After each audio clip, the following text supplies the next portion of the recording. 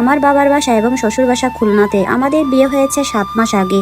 বিয়ের আগে সম্পর্ক ছিল 3 বছর। দুই পক্ষের মত নিয়ে গত জানুয়ারিতে বিয়ে হয়। বিয়ের পর 1 মাস ভালোই ছিলাম, এরপর থেকে আমাদের মধ্যে অশান্তি শুরু হয়। উল্লেখ্য, আমার শাশুড়ি ইউএসএ চলে গেছে। বিয়ের 2 বছর পর ওনার ছোট মেয়ে ওখানে থাকেন। বাড়িতে আমি আর আমার স্বামী আর শ্বশুর থাকি। আমার স্বামী প্রচণ্ড বদমেজাজি, বদরাগী। প্রথমবার ওনার মন খারাপের কারণ জিজ্ঞেস করাতে আমি বেশ কয়েকবার জিজ্ঞেস করেছিলাম, তাই আমাকে মেরেছিল। এরপর থেকে ছোটখাটো কোনো ভুলই গালাগালি করে, মারার জন্য তেড়ে আসে, হালকা আঘাতও করে। এসব অশান্তিতে আমি মানসিকভাবে খুব ভেঙে পড়ি।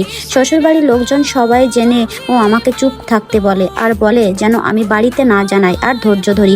এভাবে থাকতে থাকতে গত মে মাসে আমি খুবই ভেঙে পড়ি আর কিছু সমাধানের আশায় আমার একজন বন্ধুর সাথে, সে নিজেও বিবাহিত, শেয়ার করি। সে আমার ভালো এবং সৎ পরামর্শ দেয়। এভাবেই চলতে থাকে। গত মাসে আমার স্বামী আমার ফোন চেক করে, এইসব মেসেজগুলো পায় এবং তারপর থেকে আমার সাথে ঝামেলা করে আর বাসা থেকে বের করে দেয়। আজ 1 মাস আমি বাবার বাসায়। তারা সবাই মিলে সিদ্ধান্ত নিয়েছে যে আমাকে ডিভোর্স দিবে। এরপর আমি যখন তাদের বলি যে ওই মেসেজ দেখিয়ে কাউকে বিশ্বাস করানো যাবে না যে আমি পরকীয়া করছি, তবু আমি ক্ষমা চাচ্ছি আর কথা দিচ্ছি এমন আর হবে না, তখন তারা বলে আমি শারীরিকভাবে অক্ষম, আমার স্বামী আমার থেকে খুব সুখ পাচ্ছে না।